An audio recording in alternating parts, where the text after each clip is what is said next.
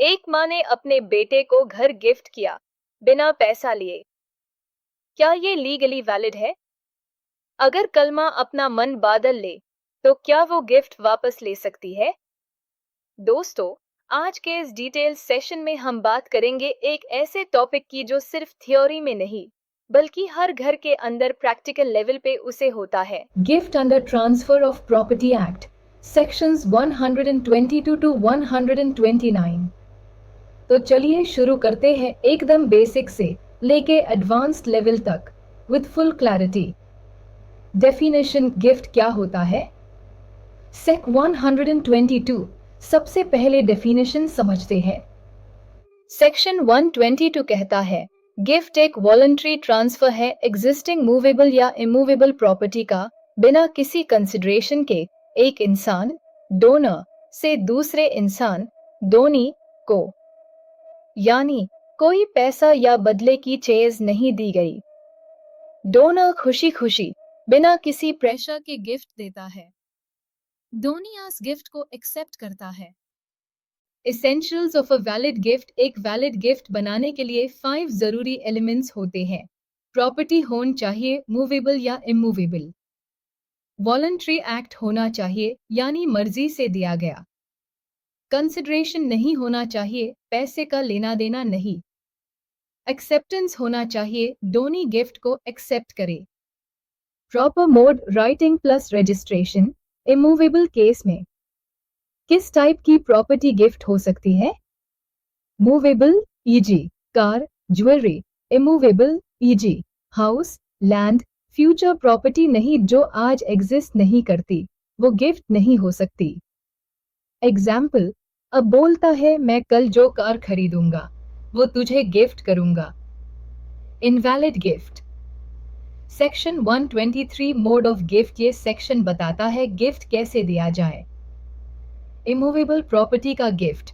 Gift deed लिखित होना चाहिए, डोनर साइन करेगा, 2 गवाहों की प्रेजेंस जरूरी है, रजिस्टर करवाना जरूरी है।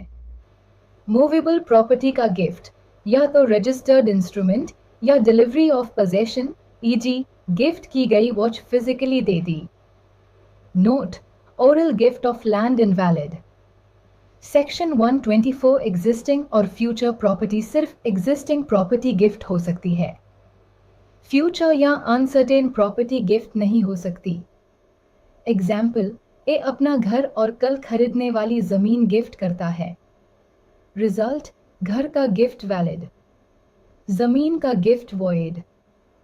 Section 125 gift to multiple donees. अगर गिफ्ट एक से ज्यादा लोगों को दिया गया है और अनमेन से कोई एक्सेप्ट नहीं करता, गिफ्ट उस पर्सन के लिए फेल हो जाता है, बाकी जिन लोगों ने एक्सेप्ट किया उनके लिए वैलिड रहता है।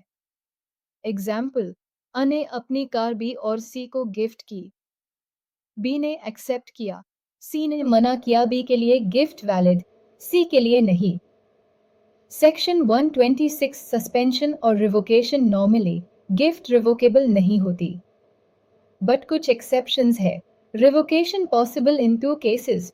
अग्रीमेंट के बेस पास दोनों ने पहले से लिख के रखा हो कि गिफ्ट रिवोक हो सकता है किसी कंडीशन पे। कॉन्ट्रैक्ट लॉ के प्रिंसिपल्स जैसे फ्रॉड, कोर्शन, अनड्यू इन्फ्लुएंस हुआ हो। इनवैलिड रिवोकेशन, कोई वेग या इलीगल कंडीशन, ईजी अगर मेरा मूड चेंज हो गया तो मैं वापस लूंगा, not allowed. Section 127 onerous gift. Onerous gift ऐसी गिफ्ट जो साथ में बर्डन भी लाती हो। ईजी एक बंगलो जिसमें प्रॉपर्टी टैक्स ड्यू पेंडिंग हो। डोनी अगर एक्सेप्ट करता है तो बेनिफिट के साथ बर्डन भी एक्सेप्ट करेगा। अगर डोनी माइनर है तो वो मेजर होने के बाद बर्डन रिजेक्ट कर सकता है। की पॉइंट, माइनर के लिए बर्डन तभी बाइंड होता है जब वो मेजर होके उससे एक्सेप्ट करे। Section 128 universal Downey. Universal Downey वो होता है जिसे पूरी प्रॉपर्टी गिफ्ट दी जाती है, मूवेबल प्लस इमूवेबल दोनों।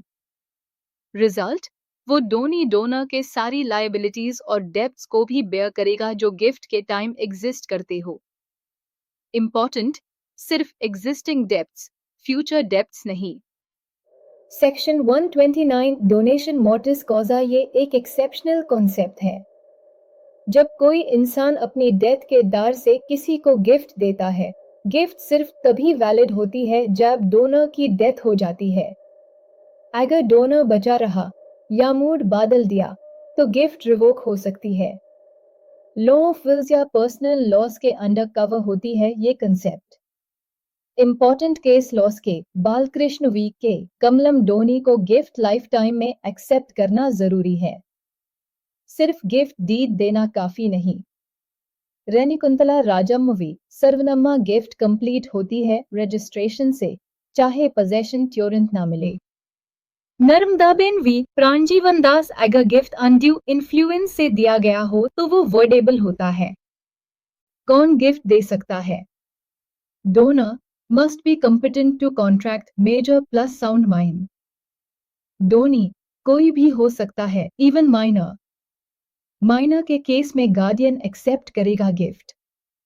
अगर गिफ्ट ऑनरस हो, माइनर रिजेक्ट कर सकता है मेजॉरिटी में। Acceptance most crucial element, gift बिना एक्सेप्टेंस के फेल हो जाता है।